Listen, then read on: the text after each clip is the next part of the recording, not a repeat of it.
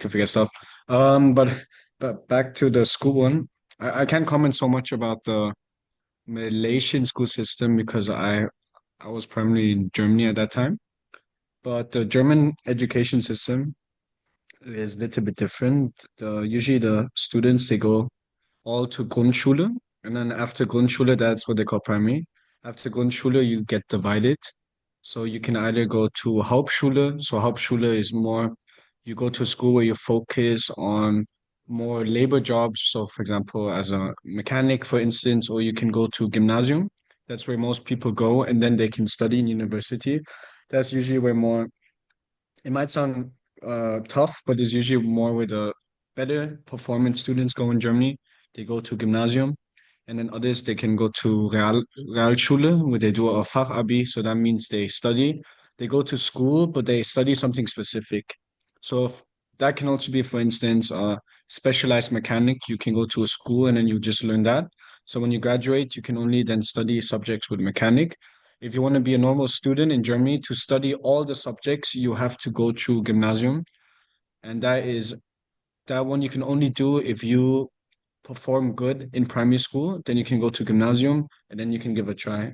So the German education system's little bit different than the Malaysian and Hungarian system. Actually, So Hungarian is yeah. almost the same because Yeah, we have Oh, okay. we have also gymnasium and technical school. That's what it's called, I think. Oh in wow, okay. vocational school or something like that. Hmm. So What's so I assume then, oh sorry. sorry, what's also interesting that if as far as I know, we only have universities. Like we don't have colleges. We only have universities. Oh, But there Germany are too. Germany also sorry, no college. there are like Főiskola, which is not a university, but also some kind of further education. But I don't know if it's the same as a college. Interesting. Okay. But then I think the German education system, I mean, based on what you guys said, sounds very similar to the Hungarian system. But I think the most European Union countries do follow the uh, similar education system. But yeah, it was quite different to Malaysia because Malaysia, we follow more the system which is given in the UK since we were colonized. So the education system historically follows under the British education system a little bit. Of course, it gets adjusted a little bit. Or am I wrong, Bobby? I think it's You're not wrong. We do follow the British, just that our semester is a bit different, where I'm pretty sure a majority of the world has summer holidays. We don't get summer holidays. We instead get, like right now in December, we get December holidays. So the entirety of December is just a holiday. And sometimes half of November, which is actually currently right now, where it's school technically school holiday and well, half of Malaysia is gone. They either overseas or going back to their hometown. That's interesting because we have four school breaks, two Ah, short okay. and two longer ones. Like we have a 3 months long summer break, Mm-hmm. and we have 1 or 2 week in the in autumn as well and in spring as well, and we also have a longer one during the Christmas time, 2 or 3 weeks Ah, if I remember correctly. okay. Actually, I would say here we have quite a long holiday because usually in between semester, the first we have Chinese New Year holiday. Then right after Chinese New Year holiday, there's a break, like a semester break. Then after that, there's Hari Raya. That's another holiday. Then there's another semester break. Then after that semester break is basically the year-end holiday that like mixes together along with Christmas. mm. Yeah. and So it's yeah. got oh sorry, Bobby. And then you can continue. Yeah, so Bobby explained it quite interesting. The interesting our system, the holiday system follows the cultural system.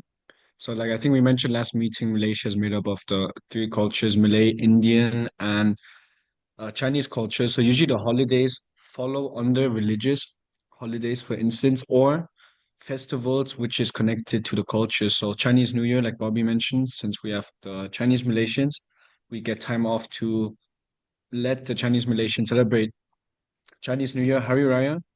After that is after we do Ramadan. So the majority, the Malays are Muslims, so we fasting during Ramadan. And after Ramadan, we have something called Eid. But in Malaysia, we don't call it Eid Mubarak, we call it Hari Raya. And that's where we have a little bit longer holiday. And then 1 month ago, few weeks ago, we were celebrating Deepavali.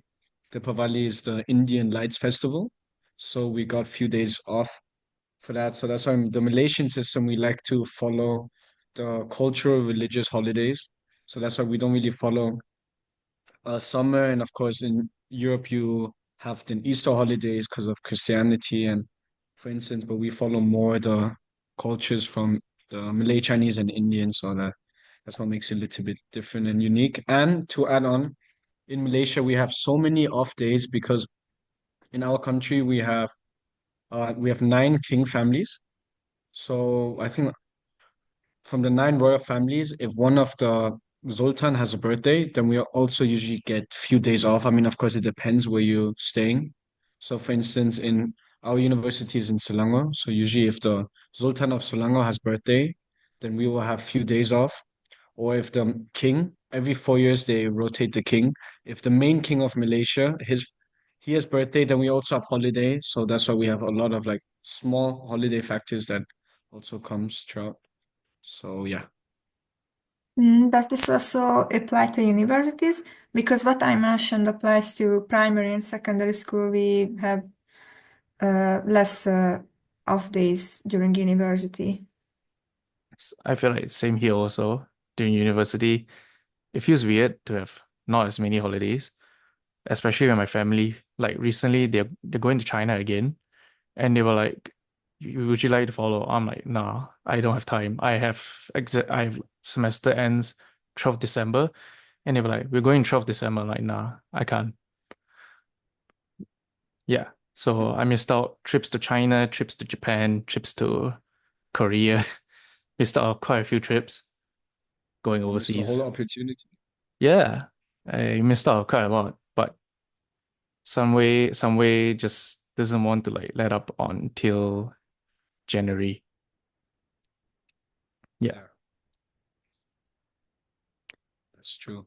yeah. So that's why for me, I wanted to go back to Germany to Mhm. celebrate Christmas. But since we didn't get off during Christmas time, some of my German family members, they come to Malaysia to celebrate Christmas. But of course, Christmas in Malaysia, I mean, Christmas is not celebrated in Malaysia. So it's not like, I don't know about Hungary, but in Germany, we have something called like Weihnachtsmarkt. So they would have like, they can go out and they drink in Germany, they call it Glühwein, where they drink like this hot wine thing. I don't know, does Hungary do that during Christmas? Yeah, there are Christmas fairs and where you can buy like mulled wine. Uh, It's the same as the Glühwein you mentioned. Hmm. Yeah, and also Kürtös is very popular, which is a kind of a cake, chimney cake. It's called, and it's really tasty. Wow. Yeah, Bobby and I have to try one day if we come to Hungary. Okay, cool. But then the university students then have how long you guys have off for Christmas? Is it 2 weeks standard or you guys have no days off? It's kind of mixed because we have oral and written exams during that time. Like on December, I'm in the 60th of December, we get the start of this exam period, and it lasts like for 2 months. And during this time, it's changing whether you have, I don't know, like 5 exams or just two, and you can choose between different times you would like to take this exam. So if you have only two, you can even manage to finish this two before Christmas, and then you have this whole 2 months period like off. So you manage your own time. And then when the next semester starts, it's going from the start again. Okay, sorry to interrupt, but we only have 8 minutes left of the Zoom. Would you mind if I restart it first so we don't have to stop again? Okay, Okay, All right, sure. give me a sec. get off during this winter period. Like you mentioned, you can't go home for Christmas, but do you guys have breaks during this period? Probably a week from Yeah, 1 Christmas. week. Yeah, 1 week. Christmas till New Year's. That's it. So I Oh, think And it's then about, we have, yeah. Then it's that's not and exam. then we, You know what? You speak, Josh. oh, you speak. Trolling you. No, I just want to say we have exams right after New Year, Yeah. so it seems a bit not nice, but it's okay. And how long is a semester? Hmm. 3 months? Yeah, 3 months, 3 months, 3.5 months. I think you guys are asking the wrong student. I actually don't even know. I just follow the plans, but yeah, I think it should be 3 months. Yeah, about three and a half Mm, months, 3.5 months. Actually, Bobby and I are quite curious. What courses do you guys study again? Do you guys also do like us media and communication, or you three do completely different subjects? Both, both, both. Well, all of us is studying to be teachers, but with different specialties. For me, it's English and biology, Yeah, for and me for too. Kala as well. Yeah, and I'm studying English, so English is the same as Vicky and Kala, and my other major is Dutch. Okay, that's interesting. That's very interesting. Oh, then you guys can move to Malaysia and become English teacher for a few years. Nah, I I would You guys were actually lucky. like, sorry. You can speak.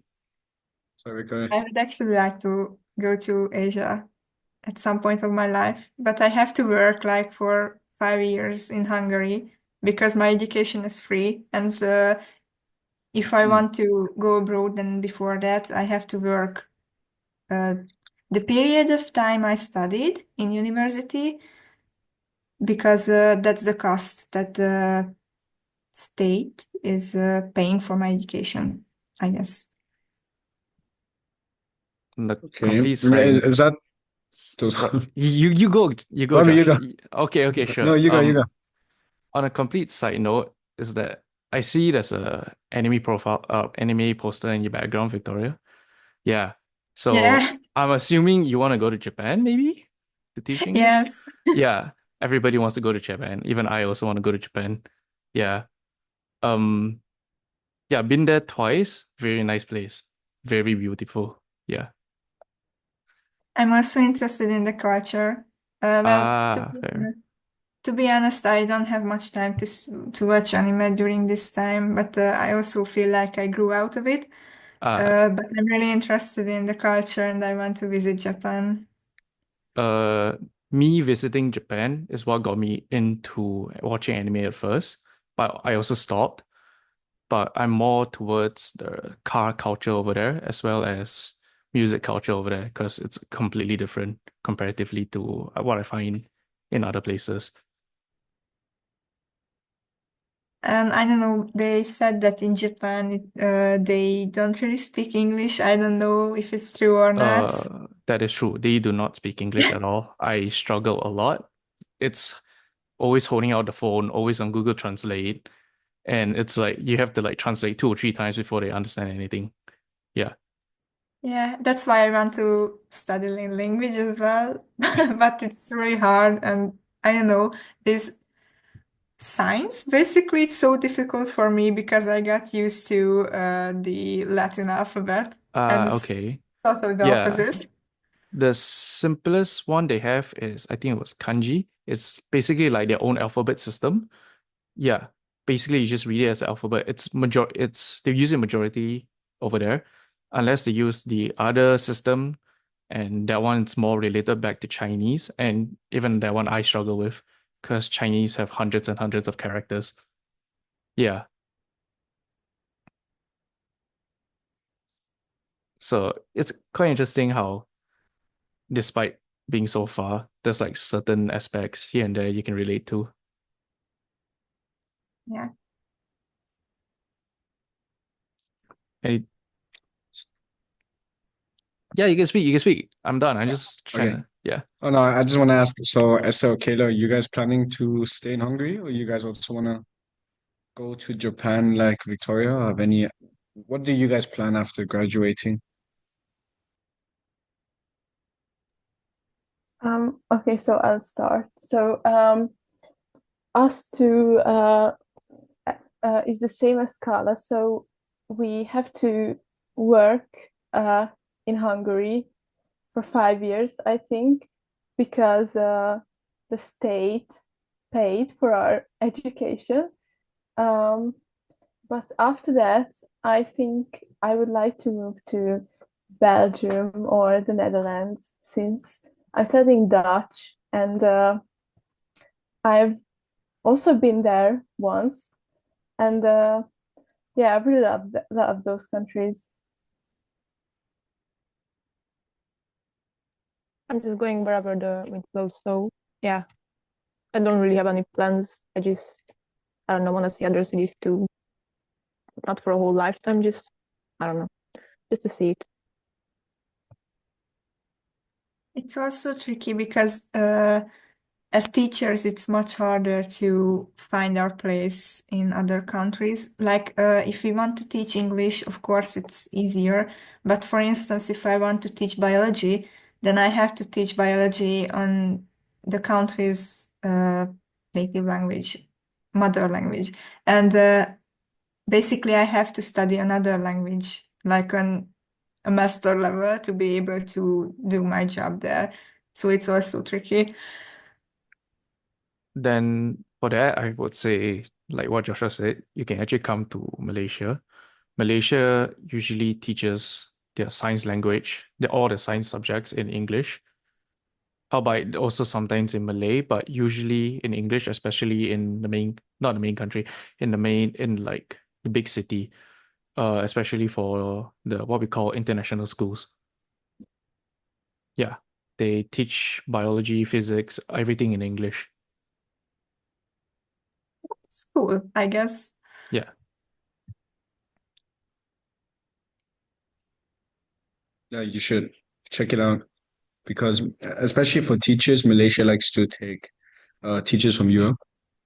And since Malaysia's, like Bobby mentioned, they teach the people the science subjects and they focus highly on English. If you can speak English, then you can live in Malaysia because everyone here can speak English, which is quite good. So yeah, maybe if you guys are interested, could check Malaysia because Malaysia really likes to take teachers from other countries and they really invest, the Ministry of Education invests a lot of money to get all of these expats.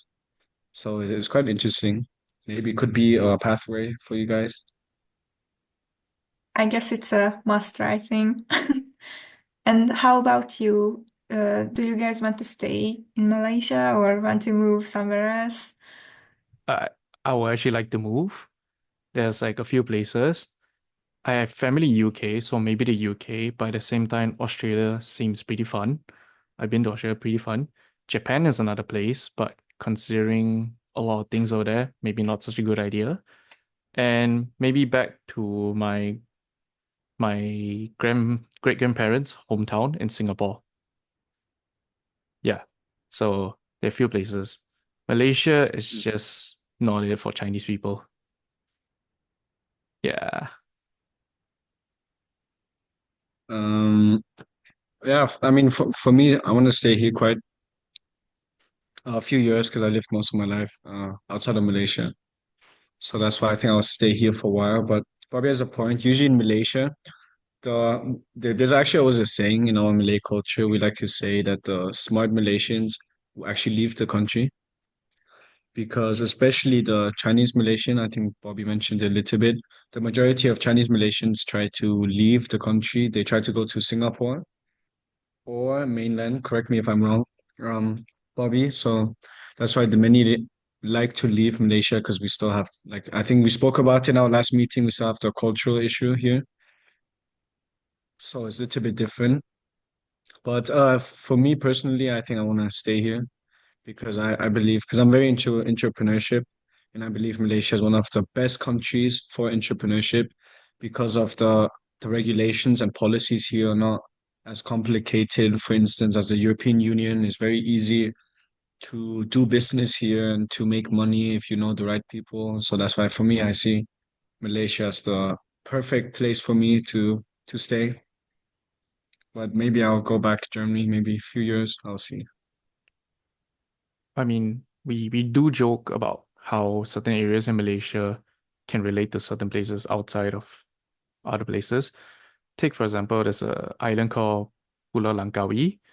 We tend to refer that as the Monaco of Malaysia because a lot of people tend to evade taxes over there. It's just easier to evade tax on that specific area called Pulau Langkawi. There's also a whole resort for gambling in quite close to where I live, about an hour's drive. And it's basically just Las Vegas. You could go there, you gamble and everything. Yeah. So there's actually, I'll be very honest with you, there's actually a lot of rich people in Malaysia. The disparity between the rich and the poor is actually quite big here. You just me driving down to where we study, you will see McLarens, Ferraris, Lamborghinis, kids our age driving BMWs. I know I have a few friends who drive BMWs just driving around. They own a BMW. They crash their own BMW. They say, it's whatever. I'll fix the BMW and drive it again. Yeah. It's there's a lot of rich people here. There's a lot of rich people here, and there's also a lot of I would say a bit rude to say this, but it's a bit true, tax evasion, because there's actually multiple ways to tax evade in this country, lah. Like loopholes here and there. People from China have put their money in here to evade tax. People from Singapore has put money in Malaysia to evade taxes. Yeah. It's like you just gotta find the right people to, well, help you with it.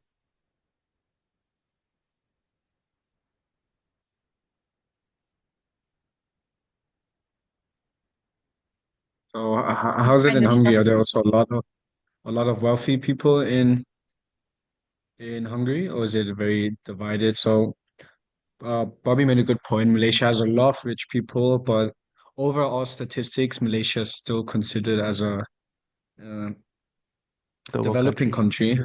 Yeah. So that's why most rural areas is not really as modern as Kuala Lumpur. You go outside of Malaysia, almost everything is not as modern. We call it here kampung. Kampung is translated to village.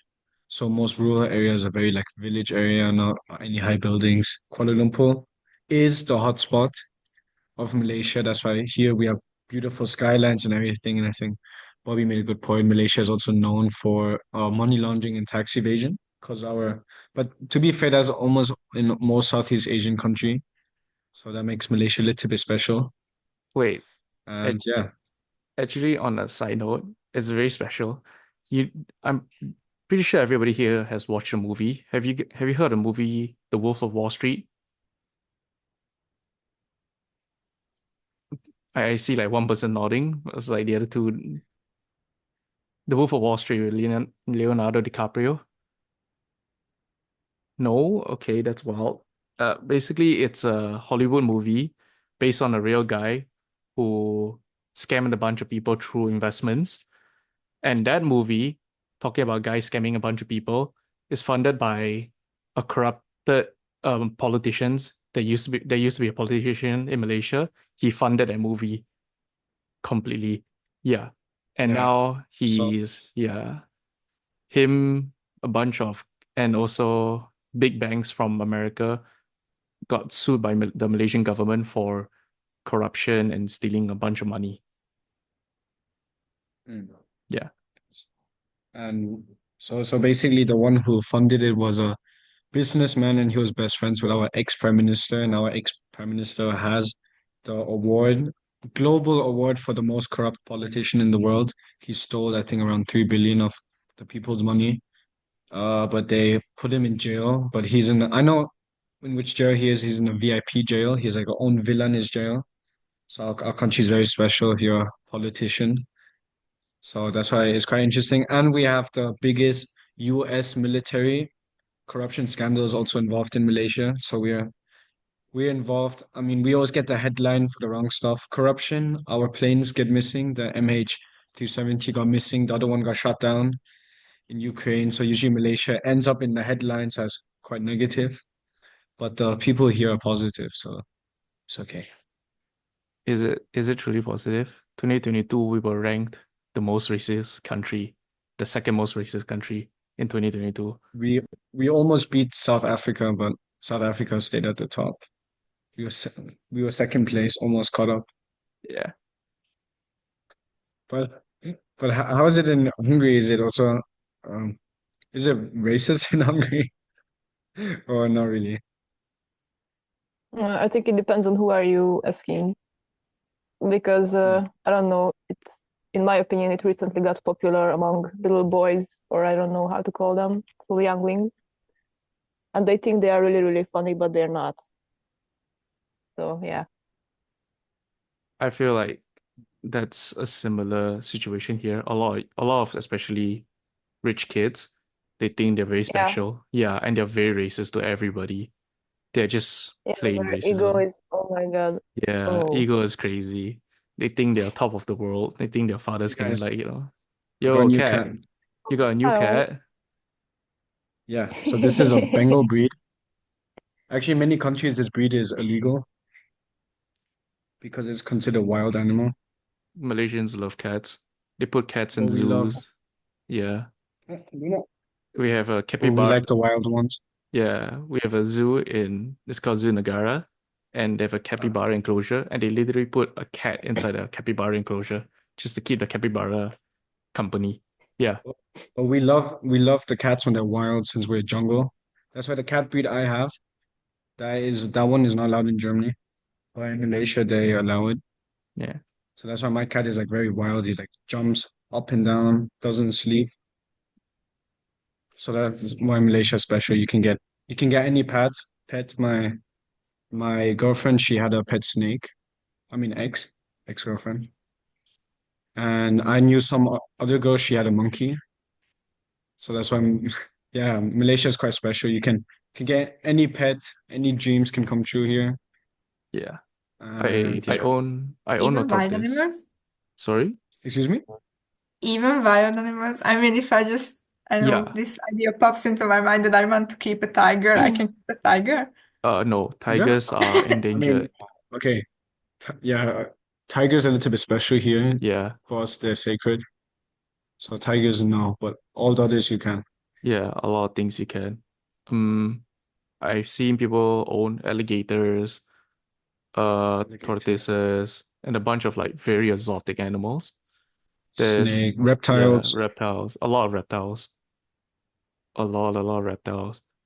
Then again, it's because of East Malaysia, considering East Malaysia is very forest heavy, and a lot of them tend to, well, own like more exotic packs over there on the other side of Malaysia. Yeah. So is this similar in Hungary, or you guys only have cats and dogs? Uh, I guess we only have the basics. Like Uh, it's not some people have, I don't know, spiders and snakes, but I guess that's the most exotic one that people can have here. I don't Also, know. like Carla? parrots. Parrots are really popular, I think, nowadays. But Parrots? yeah. Okay. Captain Hook, I guess. No, by us is funny because actually by us we have a lot of street dogs. Actually in Malaysia we don't really like to have dogs except for I think Bobby could correct me if I'm wrong, but usually the Chinese Malaysians sometimes have dogs, they put them outside. to guard, but usually we're not really the dog-friendly culture. If you go to our streets, it's just full of street dogs. But the difference is they're actually not really that aggressive. You can actually like just walk through them. But Malaysia is full of street dogs. The cats we treat good, we make them fat, and because cats are sacred in Muslim belief, but for us in Muslim belief, dogs are not sacred, and actually Muslims are not allowed to have dogs. So that's why the Malay culture don't treat dogs very nice. So usually they're just outside, wild and moving around. Actually, about the dog thing, right? It's actually a lot of, from what I hear, it's more like you can technically have a dog, but it's not very enforced. And you're not supposed, you can touch them, but for Muslims, you can touch them as long as you don't touch saliva, and if you do, you have to like go through a lengthy process of like redemption or something like that. Yeah. So that's the only difference. But I know certain people, Malay people, they don't mind. Usually they don't mind having dogs, they don't mind petting the dogs as long as they don't touch the saliva. Yeah. But we Malaysians here truly have issues with dogs. There are not too long ago cases of the animal, what do you call it? What do you call those people? Basically, the authorities were shooting random dogs, and it kind of like accidentally shot somebody's actual like pet dog, and it was like a whole issue. Yeah, it was actually a whole issue, and they were like animal cruelty and everything. Yeah. So any of you guys have dogs? After the Yeah. Yeah. Me don't too. bring them to Malaysia. No, I'm just kidding. I used to have a dog, and I fed my dog until it kind of passed away of health issues. Oh, Yeah. It passed away about 2 years ago. It was a very fat, chunky dog. So, but it passed away. No choice. It's old already. I had it when I was 6, and it passed away when I was 18. So it's about like 12 years plus already. It passed away. wow. Yeah, it's not bad already considering for a dog. It's quite old. Mm-hmm. But definitely, I have actually something I want to ask in my mind, and I'm curious how it is in Hungary. In Hungary, what is the age actually where they tend to marry?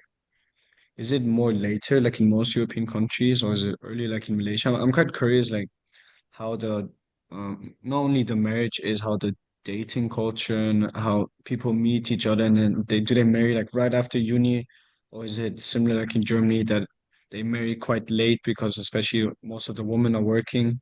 So I'm quite curious how it is uh in Hungary like that. Vicky, can you please? I knew you would say that. Well, it depends. It's kind of mixed in Hungary as well.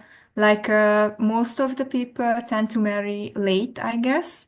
But I'm an exception because I'm already engaged and we plan to marry next year, even Congrats. though we're both students. Wow, congratulations. Okay. Thank you. So it's mixed. I know that there's a law that maybe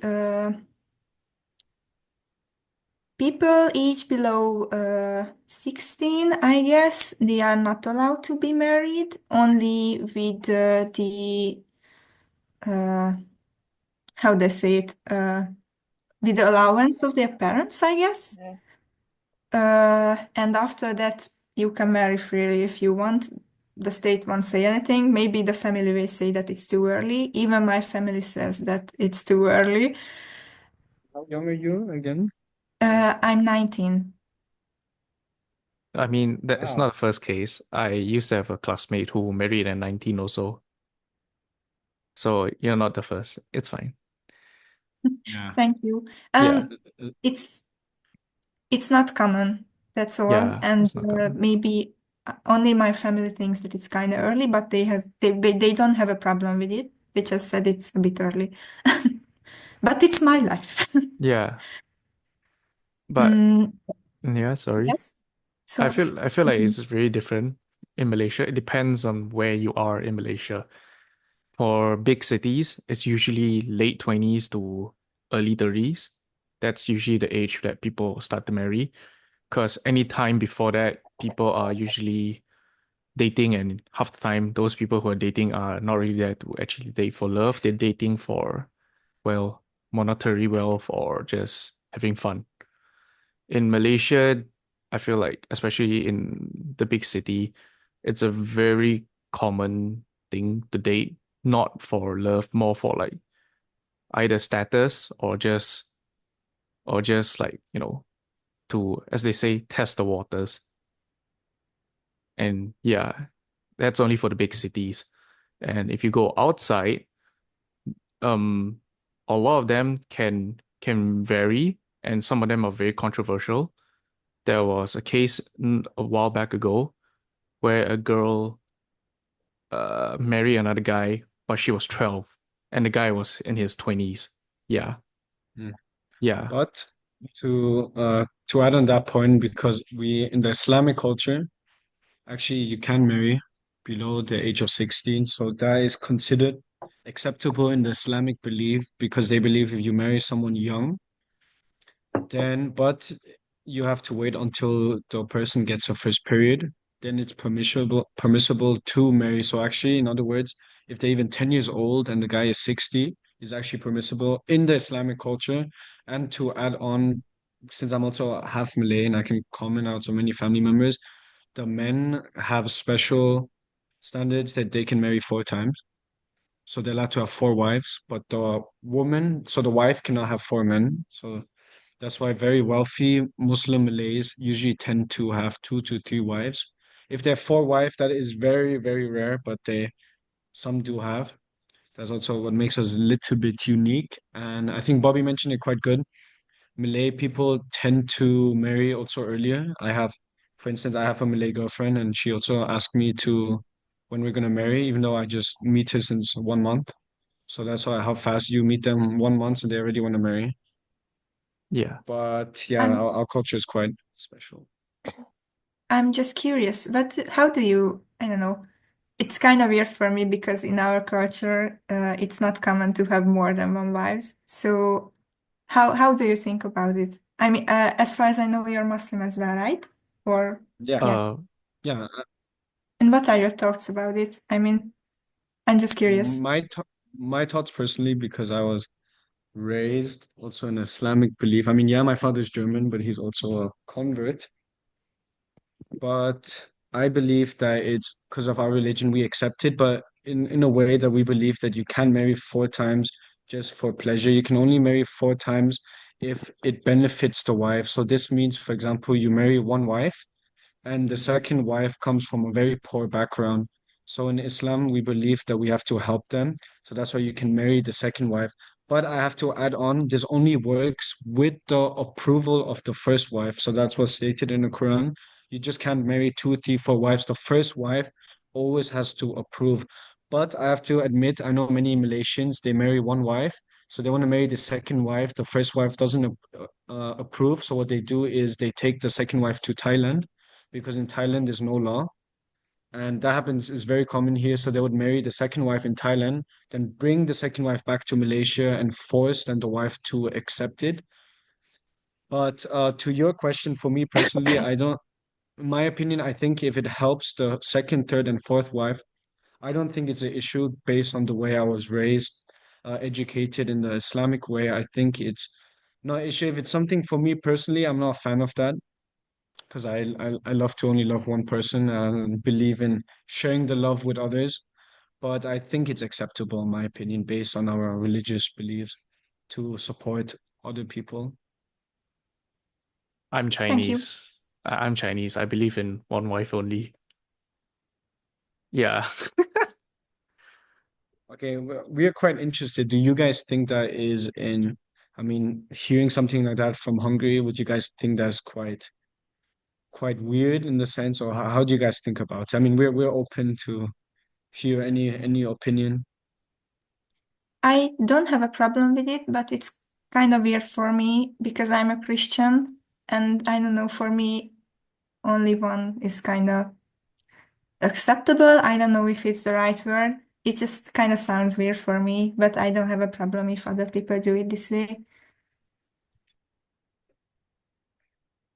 Yeah, it's Hungary. I don't think it's allowed to have more than one spouse, but I do think it's acceptable, but it also sounds a bit weird to me.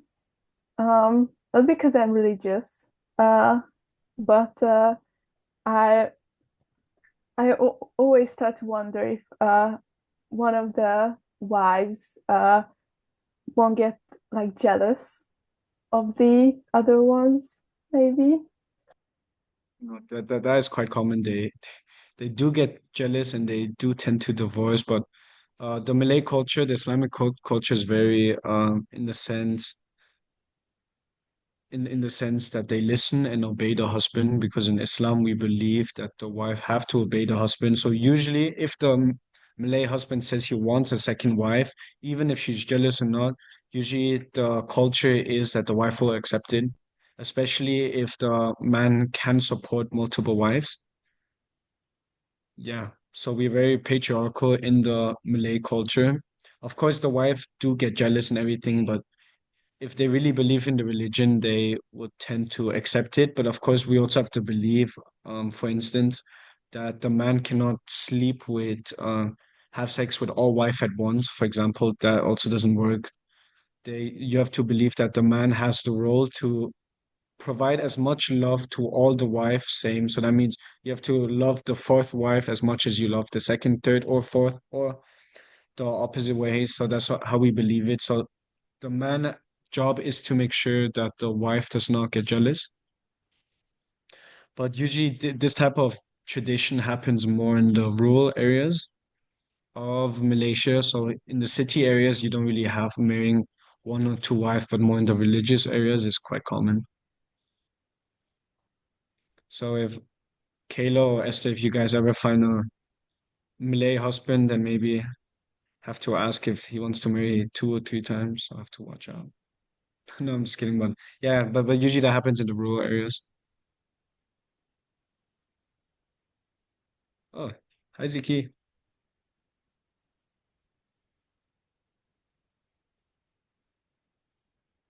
Okay, what can we talk about next? Or you guys have any other questions about marriage or family? Or maybe we can talk about family wise. Is it common in Hungary that is usually one, two children, or is it also like multiple hundred children like in the Malay culture? I guess the majority of the families have only one or two children, but of course there are exceptions. I know someone has, I don't know, like six siblings, but most of the families only have two or one.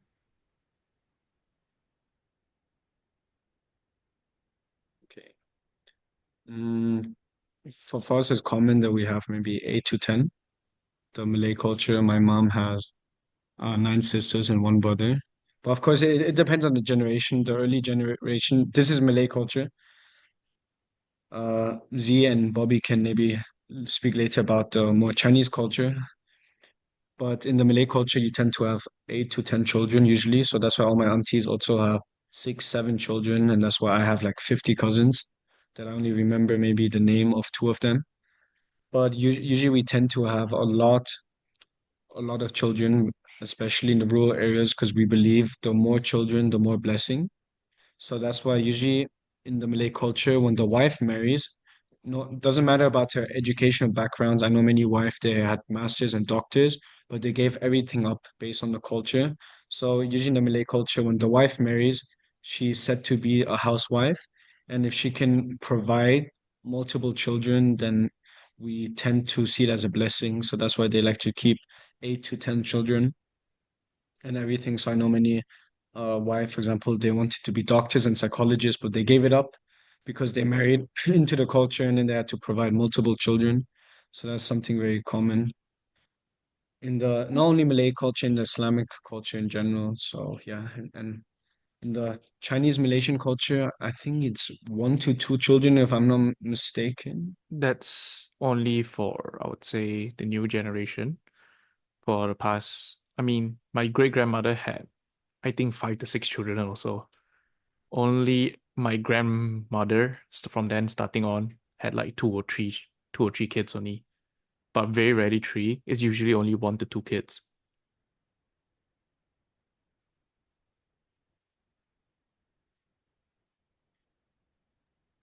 I have a question for you, Joshua. I don't know. You mentioned that the women are basically housewives after getting married. And if people have so many children, is it financially, how does it affect the family? I mean, they can take care of them properly based on the salary of the man, for example. Okay, so to be honest, I can speak very fast and brief about it. Usually, the Malaysian culture is they have multiple children, but then they struggle financially to juggle the children. So that's why we have a culture here where we like to borrow money in the Malay culture, and I'm speaking very direct about it. So we're very bad. Our culture is very bad at managing monies. So the majority of families do not tend to manage the money properly and get into financial problem. So what's said to happen is sometimes they like to make the wife cook and she can sell her food outside. It's a very Malay culture thing. But yeah, back to your question. Majority of the families struggle, but if they struggle, then they're not doing it properly because in our Islamic belief, we believe you can only have multiple children if you can provide for them. But the sad reality is that the majority of families do struggle to support the children financially. So yeah. Thank you. Okay, I saw the message. We had We have 2 minutes left. 2 minutes left. Yeah. Do you Is there anyone want to talk about in Hungary side? It could be anything or anything interesting.